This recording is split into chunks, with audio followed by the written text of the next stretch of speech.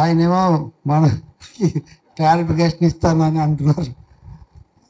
వేదిక మీద పెద్దలు, మిత్రులందరికీ నమస్కారం. మనం అందరూ బహుశా మిత్రులు చాలామంది పరకాల కోసం కూడా వచ్చి ఉంటారని నేను నా తెలివితేటలతో ఊహిస్తున్నా. పరకాల ప్రభాకర్ పుస్తకాన్ని ఆవిష్కరించడం సంతోషం. అష్టావంకర్ల నవభారతం. వాస్తవంగా మేమంతా ఛానల్స్లో ఈ డిబేట్స్ అన్నీ మొదలుపెట్టినప్పుడు ప్రతిధ్వని ఎక్కువగా అప్పుడు నేను అప్పుడు సరదాగా ప్రతిధ్వని కాదు, ఇది ప్రతి దినధ్వని అనేవాడిని. అంటే రోజు పెడుతుండేవాడు కదా ఏదో ఒకటి. కానీ చాలా సాహసోపేతంతో భారతదేశంలో ఇప్పుడున్న పరిస్థితుల్లో అనేక మంది వెనకడుగు వేస్తున్నప్పుడు ప్రబీర్ పురకాయస్థ లాంటి ప్రజా యోధులను నిర్బంధించి రకరకాలుగా వేధిస్తున్నటువంటి సమయంలో నిజానికి కొంతకాలం ఆ శిబిరంతో ప్రత్యక్ష పరిచయం, మోడీతో కూడా చాలా పరిచయం ఉన్న వ్యక్తి ప్రభాకర్. ఆయన సాహసించి ఇంత మంచి పుస్తకం రాయటం, ఇది భారతదేశంలో ఒక ఇన్స్ట్రుమెంట్గా ఉంది. చాలా చోట్ల ఆయన వెళ్తూ దీని గురించి చెప్తాడు, వక్త కూడా. కాబట్టి ఆయన వచ్చి ఉంటే బాగుండేది.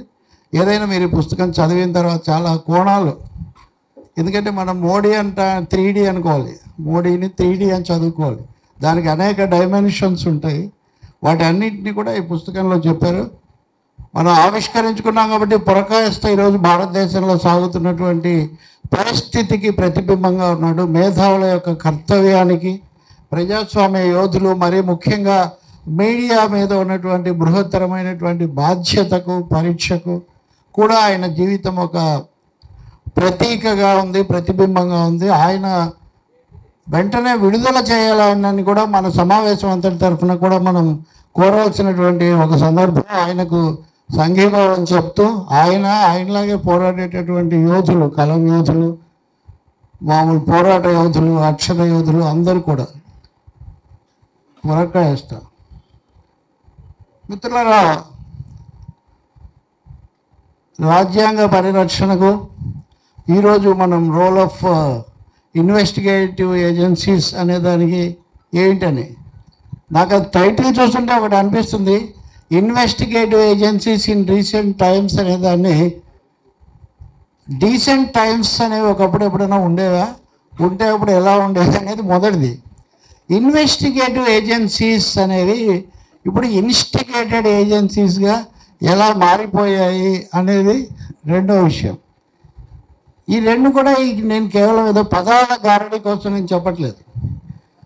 ది క్యారెక్టర్, రాజ్యం యొక్క స్వభావం, రాజ్య స్వభావంతో కూడా సంస్థల యొక్క స్వభావం ఎలా మారుతుంటుంది అనడానికి ఈ ఇన్స్టిగేషన్ కంటే వేరే ఉదాహరణ అక్కర్లేదు. ఇప్పుడు ప్రతి వాళ్ళకు కూడా తెలుసు, మామూలుగా మోదీ లేకపోతే బీజేపీ, ఆర్ఎస్ఎస్, సంఘ పరివార్ ఇవంటే త్రిశూలాన్ని దానికి సింబల్గా చూపుతుంటారు. నిజానికి మోడీ గారి దగ్గర 2 త్రిశూలాలు ఉన్నాయి. ఒకటి భక్తికి సంబంధించినటువంటి లేదా రాజకీయ యుక్తికి సంబంధించినటువంటి త్రిశూలం, రెండవది ఈడీ, సిబిఐ, ఐటీ అనేటటువంటి మూడిటితో కూడినటువంటి 2 త్రిశూలాలు. 2 స్త్రీలు ధరించి 2 పెక్స్ బిగించి వెలుగు శబ్ద విరించి అని శ్రీశ్రీ గురించి ఆరాధన ఎప్పుడో రాశాడు. 2 స్త్రీలు ధరించి 2 పెగ్స్ బిగించారు. అట్లాగే మోడీ గారు ఈ 2 త్రిశూలాలను ధరించి ఈరోజున భారతదేశాన్ని ఏలుతున్నటువంటి ఒక ప్రత్యేకమైన పరిస్థితిని మనము చూస్తూ ఉన్నాము. రాజ్యాంగ పరిరక్షణ అన్నప్పుడు చాలా ఇన్సిడెంటల్గా అంబేద్కర్ గారి జయంతి వారంలో మనం ఉన్నాం. రాజ్యాంగాన్ని వాళ్ళు ఎలా రూపొందించారు, Indian constitution is a gift of barristers అంటాడు. దాని మీద పుస్తకం రాసినటువంటి గల్లీ ఓమిట్.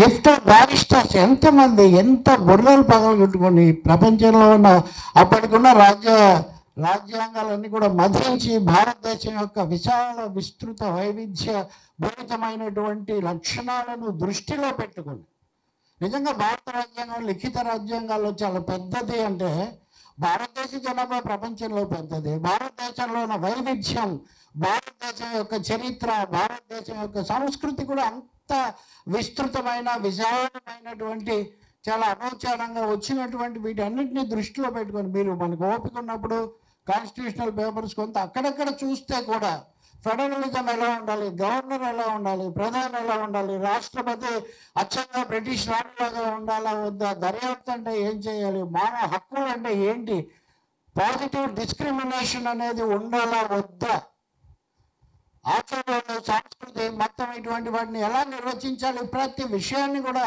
చాలా క్షుణ్ణంగా వాళ్ళు చర్చించి వాళ్ళకు ఆ సమయంలో తోచినటువంటి అత్యుత్తమమని వాళ్ళు పరిగణించినటువంటి కోణాన్ని అత్యధికమైనటువంటి ఏకాభిప్రాయంతో రూపొందించారు. అది కూడా ఎవరో ఒకరు జస్ట్ అట్లా పాస్ చేసింది లేదు. అందుకనే ప్రపంచంలో చాలా దేశాలు చాలా సులభంగా రాజ్యాంగాన్ని మార్చుకున్నాయి.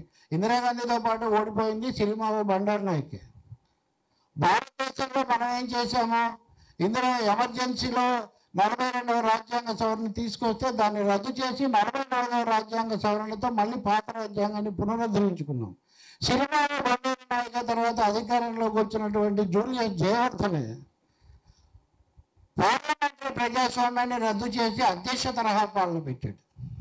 Just contrast. మన చుట్టూ ఉన్న నేపాల్, బంగ్లాదేశ్, పాకిస్తాను, ఈ ఉపఖండంలో ఉన్న చాలా దేశాలు ఎన్నిసార్లు ఈ కాలంలో రాజ్యాంగాన్ని సవరించడం కూడా కాదు, మార్చి పడేయడం, అప్ సైడ్ డౌన్ లాగా ఎలా మార్చారు ఇవన్నీ కనుక గుర్తు చేసుకుంటే భారతదేశంలో ఈ రాజ్యాంగం ఇంకా కొనసాగుతూ ఉండటానికి కారణం రాజ్యాంగమే. అది ఎవరిని చేజనించు జగమెవని లోపల నుండి సర్వము తానైన వాడు తనను తాను రక్షించుకుంటూ మనల్ని కూడా అది రక్షిస్తుంది. కాబట్టి రాజ్యాంగాన్ని రక్షించుకోవాల్సినటువంటి బృహత్తరమైనటువంటి బాధ్యత మనందరి మీద ఉంది. అందులో ఎక్కువ మంది ఇక్కడ అడ్వకేట్స్ ఉన్నారు కాబట్టి ఒక విషయం ప్రత్యేకించి చెప్పాలి. ఈ మధ్య భారత ప్రధాన న్యాయమూర్తికి 2 ఉత్తరాలు వెళ్ళాయి. ఒకటి 600 మంది అడ్వకేట్లు ప్రత్యేకించి క్రిమినల్ జస్టిస్లో కరప్షన్ కేసుల్లో ప్రత్యేకించి పేరు పొందినటువంటి ఘనత వహించిన హరీష్ సాల్వే గారి నాయకత్వంలో ఒక లేఖ రాశారు. ఇదిగో ఇలా చాలామంది అక్కడక్కడ రాజ్యాంగ రక్షణ అది ఇదని సభలు పెట్టి పౌర హక్కుల కోసము ఇంకొక దానికోసము కోర్టులు ఎలా ఉండాలో మీ మీద ఒత్తిడి తెస్తున్నారు. మీరు ఎలాంటి ఒత్తిడికి గురి కాకుండా ఉండాలి అని వాళ్ళ ఒత్తిడి ఏదో వాళ్ళు తెచ్చారు. ఇది మనం గుర్తుపెట్టుకోవాలి. రెండో లేఖ ఇంకా తీవ్రమైంది. అంటే ఐఎమ్ సారీ, కొంచెం venturing to talk all these things, మీరు ఎంత లర్నెడ్ పీపుల్ అయినప్పటికీ. రెండో లేఖ 23 మంది మాజీ న్యాయమూర్తులు ఇంక్లూడింగ్ ఐ థింక్ 3 సుప్రీంకోర్టు జడ్జెస్తో సహా రాశారు. వీళ్ళైతే రాసిన దాంట్లో ఇంతకుముందు నేను చెప్పిన అంశాలన్నీ వీళ్ళు చెప్తూ చివరిలో ఏమన్నారు తెలుసండి, వీఆర్ యాంటిసిపేటింగ్ అన్నారు. Note the words, anticipating. We are anticipating the honourable chief justice to take appropriate and strong measures to protect the system from these pressures. And in fact, and when you are using a word anticipating, you are meaning that you are not taking the required steps. పోలీసులు త్వరగా చర్యలు తీసుకోవాలని మనం ఎందుకు కోరుతాము, తీసుకోలేదని భావించినప్పుడు మనం కోరుతాము. ఆయన కూడా పట్టించుకోవడం లేదన్నట్టు. అంటే భారత ప్రధాన న్యాయమూర్తికి న్యాయ వ్యవస్థ మీద దాడి జరుగుతుంది అని చెప్తూ మీరు సరైన చర్యలు తీసుకుంటారని నేను ఆశిస్తున్నానని ఇంకొక లేఖను కూడా దీనికి జోడించి నేను ముగిస్తాను. అది సుప్రీంకోర్టు బార్ అసోసియేషన్ అధ్యక్షుడిగా ఉన్నటువంటి అగర్వాల్ రాసినటువంటిది.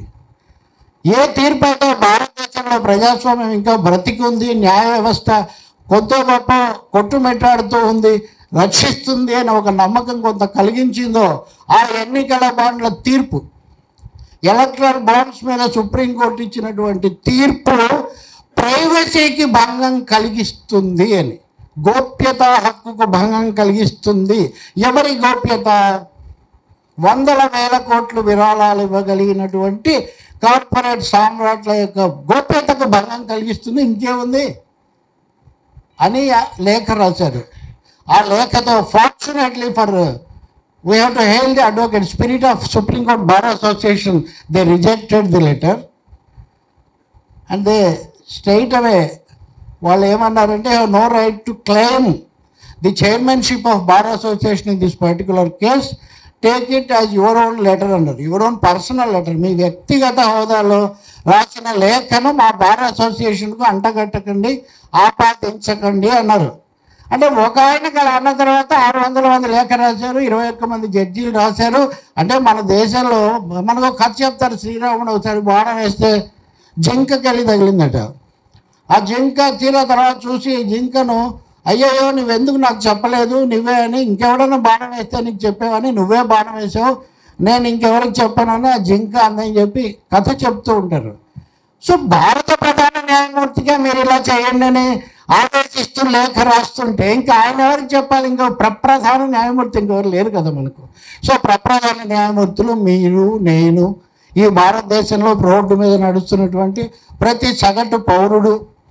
ఈరోజే మొదలైనటువంటి ఎన్నికల ప్రక్రియలో ఈరోజే కదా నిన్న 19వ తేదీ మొదలైనటువంటి ఎన్నికల ప్రక్రియలో ఓటు వేసినటువంటి ప్రతి సగటు భారతీయుడు కూడా ఇదిగో ఈ వేదిక చెప్తున్నందుగా రాజ్యాంగ రక్షణ అనే దానికి నడుం బిగించటము, పిడికిలు బిగించటం, వాళ్ళ ఓపికను బట్టి మెదడైతే కొంచెం దానికి వర్తింపజేయాల్సిన ఒక అవసరం ఉంది. మిత్రులారా, ఇవన్నీ సగటు భారతీయుల గురించి. కానీ మనం సోకాల్డ్ ఇన్వెస్టిగేటివ్ ఏజెన్సీస్ గురించి మాట్లాడుతున్నప్పుడు దేశ రాజధానిని పాలిస్తున్నటువంటి ముఖ్యమంత్రి ఎటువంటి పెద్ద ఆధారం లేకుండా జైల్లో ఉండి మాట్లాడుతున్నాడు. దాదాపు ఆయన క్యాబినెట్ మొత్తం జైల్లోనే ఉంది. భారతదేశంలో ఎప్పుడు ఎమర్జెన్సీలో కూడా ఈ పరిస్థితి రాలేదు. మనం అర్థం చేసుకోవాల్సింది, ఎమర్జెన్సీ ఈజ్ వర్స్ట్ పీరియడ్ అనుకుంటే even during emergency no chief minister was arrest, not even touched.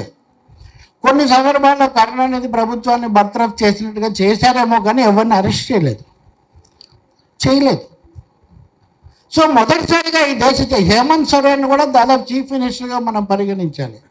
Rabri Devi ఈయన ముందు పెట్టుకోవడానికి, లేదా లాలూ ప్రసాద్ యాదవ్ అని కూడా, అంటే అట్లీస్ట్ డజన్ చీఫ్ మినిస్టర్స్ ఇప్పటికీ అరెస్ట్ చేయబడ్డారు వివిధ సందర్భాల్లో. అప్పటికి ఇప్పటికీ లాలూ యాదవ్ కన్నా టైం ఇచ్చారు, చాలా నడిచింది, కథ అయింది, ఆయన జైలుకి వెళ్ళాడు, బెయిల్, ఇదంతా నడుస్తుంది. కానీ ఇప్పుడు ఏం జరుగుతుంది? హేమంత్ సోరెన్ కానీ ఇప్పుడు ఈయన కానీ, అంతకుముందు ఛత్తీస్గఢ్ ముఖ్యమంత్రి భూపేష్ బఘెల్ ఆ యాప్ అనేది, మహదేవన్ యాప్ అనేది ఒకటేదో ఆయనకు సంబంధం ఉందని ఒక పెద్ద కథ చాలా నడిచింది. ఆయన కూడా దాదాపు అంతగా టార్గెట్ చేశారు, అది జరగలేదు. అంటే నేను చెప్పేది ఏంటంటే, సీఎం అంటే కామన్ మ్యాన్, ఆమ్ ఆద్మీ అని కేజ్రీవాల్ చెప్తుంటాడు. ఇప్పుడు ఆమ్ ఆద్మీకి ఉండేటటువంటి రక్షణ కూడా ఆమ్ ఆద్మీ ముఖ్యమంత్రికి లేకుండా పోయింది. చాలా ఆశ్చర్యం ఏమంటే, మీడియాలో చెప్పే చాలామంది వ్యాఖ్యాతలు మనకంటే చాలా పెద్ద పెద్ద వాళ్ళు ఈ ఘటన నుంచి ఎలాంటి గుణపాఠం తీసుకోవాలి, ఏం తీసుకున్నారు అంటే, ఆమ్ ఆద్మీ పార్టీ అనేది అవినీతి మీద పోరాటానికి సంకేతం అనుకున్నాము, కానీ ఆ ముఖ్యమంత్రి ఆయన అరెస్ట్ అయిపోయిన తర్వాత మా కళలు చెదిరిపోయాయి అన్నారు. కానీ నిజంగా చెదిరిపోవాల్సిన కళలు ఏమిటి అంటే, బుద్ధిజీవులు, ఆలోచనాపరులైన వాళ్ళు ఒక ప్రత్యామ్నాయాన్ని తెచ్చుకొని వచ్చి వాళ్ళ చేతనైనంతలో కూర్చోబెట్టినప్పటికీ దాన్ని బతకనిచ్చేటటువంటి పరిస్థితి లేదు. చట్టాన్ని అడ్డం పెట్టుకొని దాన్ని వెంటాడి వేధించే పరిస్థితి దేశంలో ఉంది అని వీళ్ళందరూ కూడా గుణపాఠం తీసుకొని ఉండాల్సింది. ఫర్ ఆల్ ప్రాక్టికల్ పర్పసెస్ ఏమనుకున్నారు, హేమంత్ సోరెన్ అరెస్ట్ చేస్తే జార్ఖండ్ ముక్తి మోర్చా రద్దయిపోతుంది, బీజేపీలో కలిసిపోతుంది, ఇంకా మనదే రాజ్యం, అంతే కదా. అలాగే ఆమ్ ఆద్మీ పార్టీ అనేది ఎంతో కాలం ఉండదు, కాబట్టి దానికి సంబంధించిన కొన్ని సన్నాహాలు కూడా జరిగి ఉంటాయి. సో వెంటనే ఆమ్ ఆద్మీ పార్టీ ఢిల్లీ కూడా మన ఏలుబడిలోకి వస్తుంది, ఇలా భావించబడింది. అంటే నేను పొలిటికల్ పార్ట్ చెప్పట్లేదు, రాజకీయాల్లో చెప్పాలంటే ఇంకా చాలా ఎక్కువ చెప్పచ్చు. ఈ ఇన్వెస్టిగేటివ్ ఏజెన్సీస్ ద్వారా చేసిన పని యొక్క wider implications on the constitutional mechanism of the country నేను చెప్తున్నాను. That much I'm telling. ఈ ఇన్వెస్టిగేటివ్ ఏజెన్సీకి ఇందాక షమీం గారు చెప్పినట్టు ఏమిటి ఆధారం, నాకు ఒక అప్రూవర్ చెప్పాడు.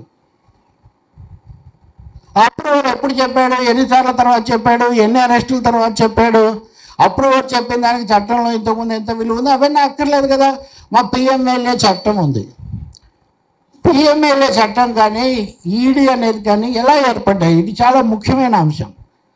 ఐక్యరాజ్య సమితి ప్రపంచ దేశాల్లో అవినీతిని అరికట్టడానికి ఏదైనా ఒక ప్రతి దేశం నిర్దిష్టమైన చర్య తీసుకోవాలి, స్పెసిఫిక్ యాక్షన్ తీసుకోవాలని చెప్పినప్పుడు మన parliament prevention of money laundering act అనేది ఒక జనరల్ టర్మ్స్లో వాట్ ఈజ్ యువర్ యాక్ట్ అంటే ఇదిగో మా యాక్టు, ఇదిగో కుటుంబ నియంత్రణకు ఏముందంటే ఇదిగో మా విధానం, ఇది ప్రతి దేశం ఒక మోడల్ పెట్టుకున్నట్టుగా పిఎంఏ లేదు పెట్టారు. తర్వాత దాన్ని అలా పెంచుతూ పెంచుతూ వెళ్ళారు. చివరికి ఇది one of that main actually మనీని లాండ్రీలో వేసి ఉతికినట్టుగా నల్ల డబ్బు తెల్లగా చేసుకోవటమే కదా, దాన్ని ఆపటం నిజానికి. అంటే ఇది ఏమైంది, ఇది ప్రాక్టికల్గా మళ్ళీ మనకు వాషింగ్ మెషిన్ నిర్మా వచ్చింది. ఇప్పుడు అదేమో లాండరింగ్. ఈ రెండింటికి ఉన్న సంబంధం చూడండి, dialectical relation between both the terms. ప్రతిదానికి యాంటీడోట్ ఉంటుంది కదా, ప్రతిదానికి ఒక ఇది ఉన్నట్టుగా నేచర్లో. when there is an act for money laundering, you have to invent a washing machine Nirma. So సింపుల్గా ఈ మాత్ర వేసుకుంటే, ఇప్పుడు మళ్ళీ మాత్రలు అంటే మనకు పతంజలి మహానుభావుడు గుర్తొస్తాడు మళ్ళీ. అంటే ఇవన్నీ facts are stranger than fiction అన్నట్టుగా ఎవరు కూడా కల్పనల్లో చెప్పలేనన్ని ఘటనలు మన కళ్ళ ముందు జరుగుతున్నాయి.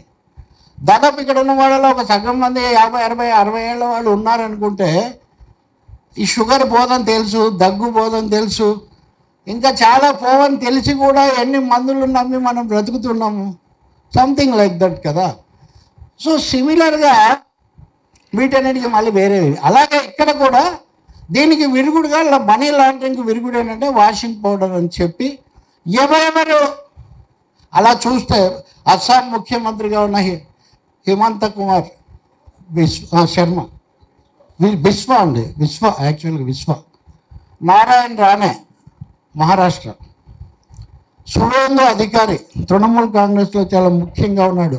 పెద్ద జాబితా ఉంది. మన తెలుగు రాష్ట్రాల్లో కూడా ఉన్నారు పాపం. వాళ్ళ పార్టీ వాళ్ళు కానీ, సోదర పార్టీల వాళ్ళు, మిత్ర పార్టీల వాళ్ళు చాలామంది ఉన్నారు. అంతెందుకు చాలా అరివీర భయంకర ప్రతిజ్ఞలు పలికి ఆ తర్వాత ఏం చేయాలో తోచగా ఉన్నవాళ్ళు కూడా ఉన్నారు. ఇవన్నీ ఉన్నాయి.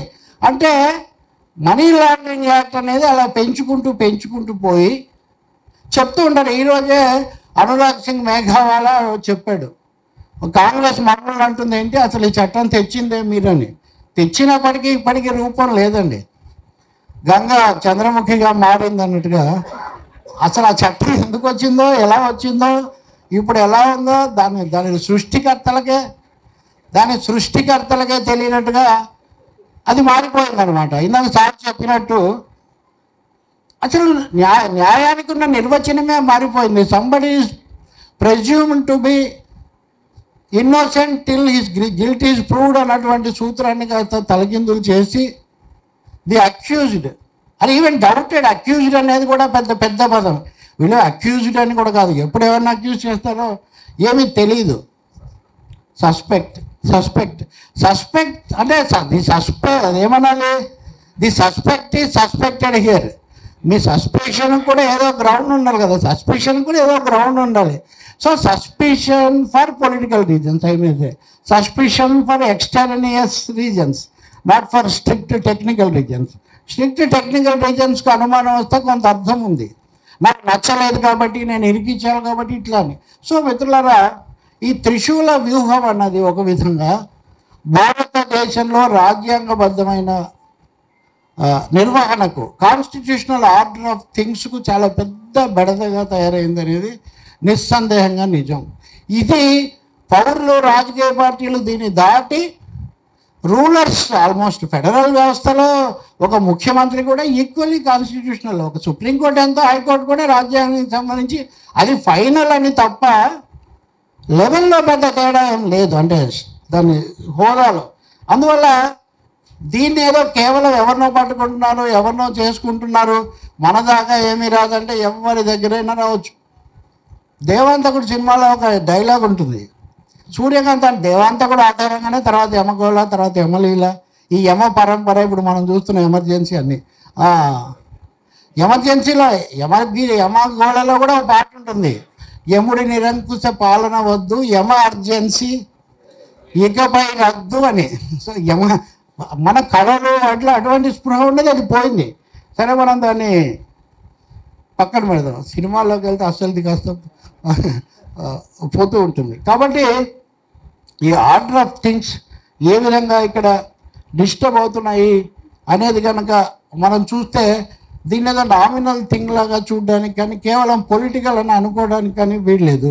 ఈ దేశంలో 14 రాజకీయ పార్టీలు, దాదాపు 67% భూభాగాన్ని పాలిస్తున్నటువంటి పార్టీలు కలెక్టివ్గా సుప్రీంకోర్టుకి వెళ్ళాయి.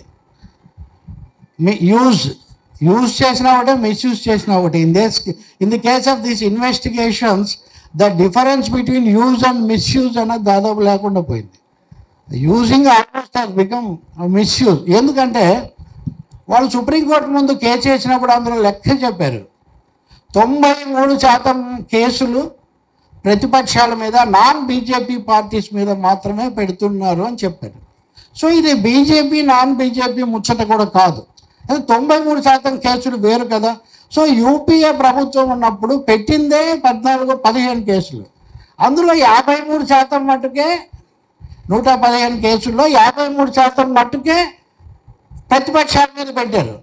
ఇక్కడికి వచ్చేసరికి మొన్న మోడీ గారు ఏదో సభలో ప్రధానమంత్రి గారు ఈ మధ్య ఆయన ఈడీ దానికి కూడా వెళ్ళి ఆయన మాట్లాడినారు, ఇంత చెప్తున్నారు మేము పెట్టిన వాళ్ళు ఇంతమందే, 9% మాత్రమే అని. కానీ పెట్టిన కేసులు అన్ని పర్సెంటేజ్లో కనుక మనం లెక్కేస్తే 93% మీరు ఒక తరహా పీపుల్ మీద పెడుతున్నారంటే it is motivated, it is targeted, చాలా స్పష్టం అవుతుంది కదా. సో అంతా అప్పుడు సుప్రీంకోర్టు ఏం చెప్పింది. సో ఇక్కడ మన సమావేశం యొక్క రెలవెన్స్ వస్తుంది. చీఫ్ జస్టిస్ చంద్రచూడ్ దాని మీద జడ్జిమెంట్ ఇస్తూ, ఎవరి మీదైనా కేసు పెడితే మీరు కేసు కోర్టులో చూసుకోవాలి అని చెప్తూ, అపోజిషన్ యొక్క పొలిటికల్ స్పేస్ తీసేయడానికి దీన్ని ఉపయోగిస్తున్నారు అని మీరు ఆరోపిస్తున్నారు, రైట్? దీనికి సమాధానం మీరు పొలిటికల్ స్పేస్లోనే కనుక్కోవాల్సి ఉంటుంది అన్నాడు. So very clearly an act of law is misused for political reasons అనేది సుప్రీంకోర్టు చీఫ్ జస్టిస్ ఆ జడ్జిమెంట్లో చాలా స్పష్టంగా చెప్పారు. Here the question of masses comes, here the question of intervention of the society, civil society ఇవన్నీ కూడా వస్తాయి. అందుకనే అరవింద్ కేజ్రీవాల్ దగ్గర నుంచి ఇప్పుడు రకరకాల కేసుల్లో అరవింద్ కేజ్రీవాల్ దాకా ఎందుకు, we may take the case of Kavitha in Telangana, right wrong, ఇన్ని ఘట్టాలు, ఇన్ని మలుపులు, ఇన్ని కుదుపులు, ఇవన్నీ ఎక్కడి నుంచి వచ్చాయి, ఎందుకు వచ్చాయి? ఇప్పుడు ఆ కేసు వేసిన వాళ్ళలో బీఆర్ఎస్ కూడా ఉంది. వాళ్ళు అప్పుడు మాట్లాడారా లేదా? I'm not going to into direct politics. అవి చెప్పాలంటే మనం ఇంకా చాలా విషయాలు చెప్పచ్చు. కానీ సమస్య అంతా ఏమంటే ఒక టార్గెటెడ్ పద్ధతిలో దీని గురించి ఈ మధ్య ఎవరో మిత్రులు ఒక మంచి ఇది కూడా వాడారు. ఎలా ఉంది ఇది అంటే, ది టర్మ్స్ కరెక్ట్గా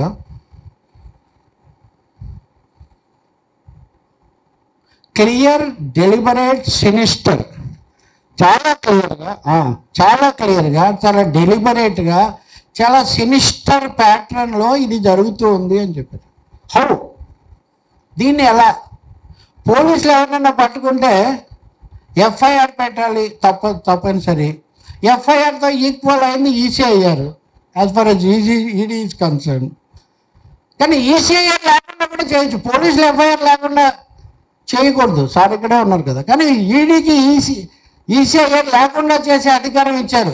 నిజంగా మీరు హై ప్రొఫైల్ కేసులు వాటన్నిటిని మీరు అనుకున్నప్పుడు మామూలు కంటే స్ట్రింజెంట్గా, మామూలు కంటే టఫ్గా, మామూలు కంటే టెక్నికల్గా, సర్జికల్గా ఉండాల్సిన వాటిని ఇంత విశృంఖలమైన విచ్చలవిడి అధికారాలు ఎందుకు ఇచ్చారు?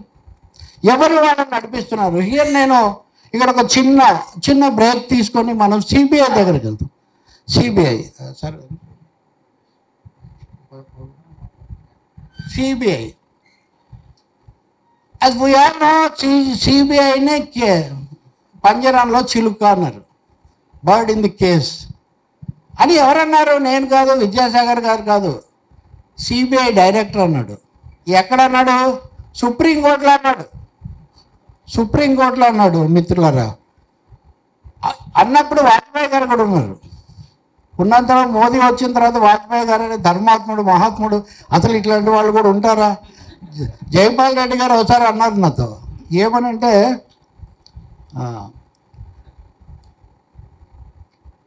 అద్వానీతో పోలిస్తే వాజ్పేయి మధ్యవాది అనిపిస్తాడు, తోకాడియాతో పోలిస్తే మోదీ మధ్యవాది అనిపిస్తాడు, ఇంకొక ఉమాభారతితో పోలిస్తే పడనవాళ్ళు మధ్యవాది. ఇప్పుడు థియరీ ఆఫ్ రిలేటివిటీ తప్ప ఇంకోటి ఏం లేదు. సో అలా అందరం వాజ్పేయి కాలాన్ని స్వర్ణయ్య కానీ మనం తలుచుకుంటున్నాం. వాజ్పేయి కాలంలోనే అలోక్ వర్మ అనేటటువంటి సిబిఐ అధికారి రిలయన్స్ ఆఫీస్ ముందు హఠాత్తుగా కార్లు జీపులు అన్నీ వచ్చి ఆగాయి. ఒక్కసారిగా దేశం దిగ్భ్రాంతి పోయింది. అప్పటి నుంచి అంబానీ అయితే మారలేదు కదా. ఏంటి రిలయన్స్ ముందు అంబానీ దగ్గర దర్యాప్తు అసలు ఏంటి? This is unthinkable in even in the wildest dreams అని అనుకున్నారు. కానీ వాడు మండోడు అలోక్ వర్మ అనేవాడు. వాడు చేశాడు. చేసిన తర్వాత కేసు కూడా బుక్ చేశాడు. అతను తన ఆత్మకథలో రాశాడు, వాజ్పేయి పిఎంఓ నుంచి నాకు ఫోన్స్ వచ్చాయి, చాలా వచ్చాయి, కానీ నేను కమిట్ అయిపోయాను, అక్కడ కేసు ఉందని నేను చెప్పాను. వాజ్పేయికి ఇష్టం లేకపోయినా ఆయన ఇలా బయటపడలేదు. కానీ చాలా తొందరలో అలోక్ వర్మ మార్చబడ్డాడు. అతను చేసింది ఏం లేదు, స్టిక్లర్ ఫర్ నామ్స్. కనీసం ½ డజన్ ప్రైమ్ మినిస్టర్స్కు చీఫ్ సెక్యూరిటీగా ఆయన పనిచేశాడు. Very reputed officer. ఒక్కసారి ఆయన దాడి చేయగానే ఆయన తీశాడు. మిత్రులారా, ఇప్పుడు కూడా మనం తర్వాత సిబిఐ చాలా మలుపులు తిరిగింది. వరస్ట్ కేసు ఏమంటే సిబిఐకి ఇన్ఛార్జిగా ఆయన రాకేష్ ఆస్థానా నియమించినప్పుడు ఇటు రాకేష్ ఆస్థానా అటు నుంచి ఇంకో వర్మ ఆయన. ఆ వర్మకు ఈయనకు మధ్యలో సుప్రీంకోర్టుకి వెళ్ళారు. వీడు కింద వారి మీద దర్యాప్తు చేయమని చేశాడు. అంటే సిబిఐ అనేది పూర్తిగా ప్రతిష్ట కోల్పోయిందని అందరూ మాట్లాడారు, బుక్స్ రాశారు. కానీ నేను తర్వాత ఇన్సైడ్ సిబిఐ అని ఒక ఆఫీసర్ రాసిన బుక్ కొన్నాను. నేను చాలా ఆసక్తిగా కొన్నాను. ఇవన్నీ మీడియాలో మనం రాస్తుంటాం కదా అది. ఆ బుక్ నేను 120 పేజీలు చదివానండి అప్పటికి. ఈ 120 పేజీల్లో ఏముందంటే కాంగ్రెస్ హయాంలో సిబిఐ బీజేపీ వాళ్ళని ఎలా ఇరికించింది అన్నది మాత్రమే ఉంది. ఇలాంటి తమాషాలు ఈ దేశంలో చాలా జరిగాయి. ఇప్పుడు బోఫోర్స్ జరిగినప్పుడు సిఎన్ చతుర్వేది అనేవాడు కంట్రోలర్ అండ్ ఆడిటర్ జనరల్గా ఉండేవాడు. Bofors case put India on fire, Rajiv Gandhi was dethroned etcetera, all these things happen. But remember that TN Chaturvedi later joined BJP, he became an MP, I think some kind of minister or something. So CBI మీద నేను చదివిన ఆ book కూడా అటువంటిది. Anyway, Vajpayee prime minister అయ్యాక ఒకసారి అడిగారు, సిబిఐకి ప్రభుత్వం నుంచి విముక్తి కలిగించాలని మీరు అన్నారు కదా, ఇప్పుడు ఏంటంటే ప్రతిపక్షంలో ఉన్నప్పుడు చెప్తూ ఉంటాము, అధికారంలోకి వచ్చాక పరిస్థితి ఏం మార్చలేదు. సో దానిలో పెరిగి మన్మోహన్ సింగ్ హయాంలో రకరకాల 2G స్పెక్ట్రంలు ఈ కేసులన్నీ చూసి మోదీ గారి హయాంకి వచ్చేసరికి సిబిఐ కానీ ఈడీ కానీ, ఈడీకి ప్రధాన సాధనంగా మారినటువంటి ఈ ప్రివెన్షన్ ఆఫ్ మనీ లాండరింగ్ కాస్త prevention of opposition and democratic activity యాక్ట్గా మారిపోయి, అలా కొంతమంది అంటారు వెంటనే ప్రతి సభలో Modi because he happens to the prime minister, I'm referring him, nothing personal. Modi ఆయన గురించి వేరే ఏమి కొంతమంది ఏదో మోడీ బ్యాషింగ్ అటువంటివి ఏం కాదు. బికాజ్ నా ఈరోజు ఆయన అక్కడ ఉన్నాడు కాబట్టి ప్రతి సభలో నేను భారతదేశంలో అవినీతి నరకడతాను, రాజీ పడేదే లేదు, ఇలాంటివన్నీ. బట్ బిగ్గెస్ట్ మనీ లాండరింగ్ ఎప్పుడు జరిగింది ఈ దేశంలో? You all know. Number 1 demonetisation దగ్గర జరిగింది. సుప్రీంకోర్టు దాన్ని అంతా, సారీ ఇక్కడ ఉంటే నాకు ఇవన్నీ చెప్పడం ఇబ్బందిగా ఉంది. సుప్రీంకోర్టు వీటన్నింటినీ విచారించి ఏం చెప్పిందంటే 98% నల్ల డబ్బు తిరిగి వచ్చిందా, ఇంకెక్కడ మీరు నల్ల డబ్బును పట్టుకున్నారు అన్నారు. సో అంతకంటే పెద్ద మనీ లాండరింగ్ ఏముంటుందండి? ఒక 8.5 దాదాపు 11,000 కోట్లు, కొంచెం తక్కువ లెక్కేస్తే 8.5-9,000 కోట్లు ఎలక్ట్రల్ బాండ్స్ రూపంలో బీజేపీకి వచ్చినట్టుగా మళ్ళీ అదే సుప్రీంకోర్టులో రుజువైంది. Is this money laundering is not to be prevented? What is the system of bearer bonds? What is the word bearer bond? After all ఇంకొక వర్స్ట్ ఎగ్జాంపుల్ చెప్తాను. కర్ణాటకలో ఒక బీజేపీ ఎమ్మెల్యే, హిజ్ నేమ్, అతను 6.7 కోట్లు తీసుకుని పట్టుబడ్డాడు డబ్బుతో సహా. His name is Prashant Mandal అనే బీజేపీ ఎమ్మెల్యే. ఆ లెక్కలో యడ్యూరప్ప కూడా ఈడీ ద్వారా వచ్చినవాడే మళ్ళీ తిరిగి. ఎనివే మనం మళ్ళీ ఇది కూడా ఏదో ఇన్స్టిగేట్ చేయబడింది. సో ప్రశాంత్ మండల్ అనే బీజేపీ ఎమ్మెల్యే 6.7 crores మనీతో సహా, నగదుతో సహా బయటపడ్డాడు. ఎందుకంటే ఆయనకు సంబంధించిన ఇంకో ఎమ్మెల్యే చైర్మన్గా ఉన్నటువంటి ఒక కార్పొరేషన్ కోసం పని చేయడానికి అతని డబ్బు తీసుకున్నాడు. దీన్ని లోకాయుక్త అభిశంసించి అతని మీద నమోదు చేసింది. కానీ ఆ తర్వాత పైకోట్లో అదే నిలబడలేదు.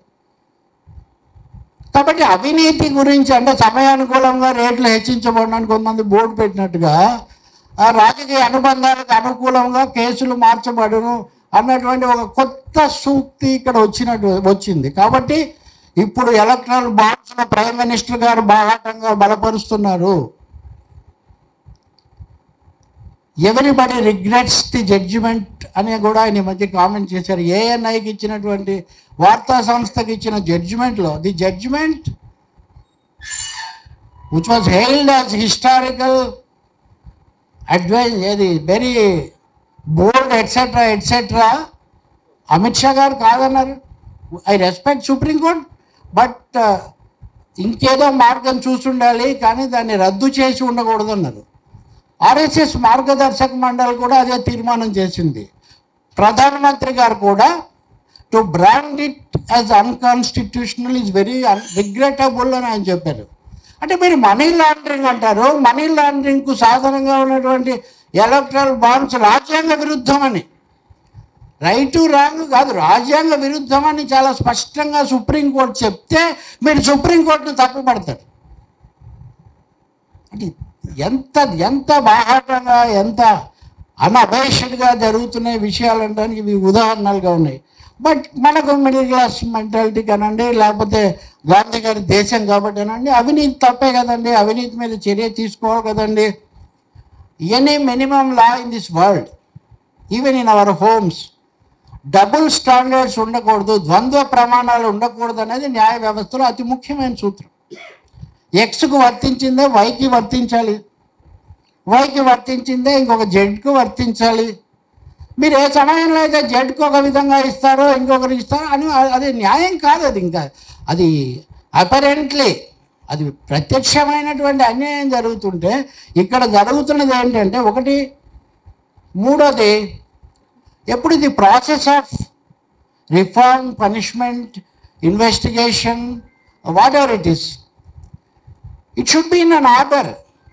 మీరు వదిలేయండి, కేజ్రీవాల్ని వదిలేయండి అని ఎవరు చెప్పరు.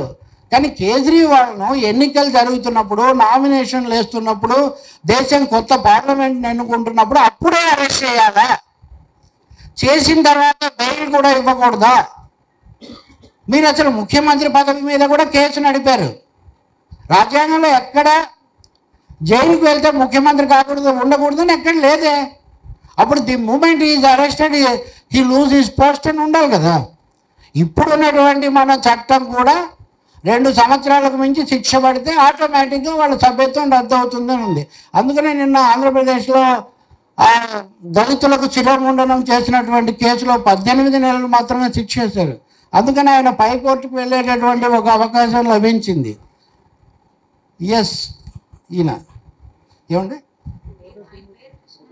త్రిమూర్తులు అండి, తోట త్రిమూర్తులు. ఆయన ఇప్పుడు 3వసారి ఒక పార్టీలో ఉన్నాడు. అదొక వేరే మంచి చరిత్రకారుడే ఆయన కూడా. నేను చెప్పదలుచుకుంది ఏంటంటే, ఇప్పుడు 2 ఏళ్లకు మించి శిక్ష పడితే అని ఉన్నప్పుడు అరెస్ట్ కాగానే ఎందుకు పోతుంది, దాని మీద ఇదంతా ఎందుకు నడిచింది ఏం తెలీదు. కాబట్టి ఇంకా తర్వాత జరుగుతున్న తత్వంగం ఎవరెవరు అప్రూవర్లుగా మారారు, అప్రూవర్లుగా మారిన వాళ్ళు కూడా ఎంతమంది అభ్యర్థులు అయ్యారు, దర్ ఆల్ క్యాండిడేట్స్. ఇప్పుడు 2 తెలుగు రాష్ట్రాల్లో అభ్యర్థులుగా ఉన్న వాళ్ళలో చాలామంది, కొద్దిమంది అట్లీస్ట్ అప్రూవర్లుగా మారిన వాళ్ళు ఉన్నారు. వాళ్ళ పెద్ద పెద్ద జాబితాలన్నీ కూడా ఉన్నాయి. కాబట్టి ఎస్, అప్రూవర్లు. And to our credit, the biggest purchaser of electoral bonds belong to our city and we are honored by the fact. Yes. That way వాళ్ళు చాలా వాళ్ళు చాలా సోషలిస్టిక్. వాళ్ళు పాపం వైసీపీకి కొన్నారు, టీడీపీకి కొన్నారు, జనసేనకు కూడా కొన్నారు, బీఆర్ఎస్కి కూడా కొన్నారు. కాబట్టి corporate India no bounds, no ఏమనాలి, డిస్క్రిమినేషన్. అందరూ తమకు ఎవరెవరైతే సేవ చేస్తారో వాళ్ళందరినీ వాళ్ళు సత్కరిస్తారు. మిమ్మల్ని మీరు సత్కరించుకొని మమ్మల్ని ఎందుకు శిక్షిస్తున్నారు? ప్రజాస్వామ్యాన్ని ఎందుకు శిక్షిస్తున్నారు? ఓట్లు వేసేటట్టున్నారు. ఒక ప్రభుత్వాన్ని, ఒక ముఖ్యమంత్రిని, ఒక ప్రజాప్రతినిధిని మీరు ఒక పరిధి మించి చేస్తున్నారంటే ఆయన వాళ్ళని ఎన్నుకున్న వాళ్ళ యొక్క హక్కును కూడా మీరు అటాక్ చేస్తున్నట్టు కదా. సో ఇది మిత్రులారా చాలా తీవ్రమైనటువంటి స్థాయిలో ఒక భయాందోళనలకు. దీని మీద నిన్ననే ఒక మిత్రుడు ఆర్టికల్ రాస్తున్నాడు. మామూలుగా నియంతృత్వ దేశాలు అంటే సే ఫిలిప్పైన్స్, సే సౌత్ ఆఫ్రికా, సౌత్ అమెరికాలో ఉండే దేశాలు అరెస్టులన్నీ ఎన్నికలు ప్రకటించాక జరుగుతాయి. చాలాసార్లు ప్రతిపక్ష నాయకుడిని జైల్లో పెట్టి మయన్మార్ యాంగ్స్కి ఎప్పుడు సరిగ్గా అక్కడే ఉంటారు.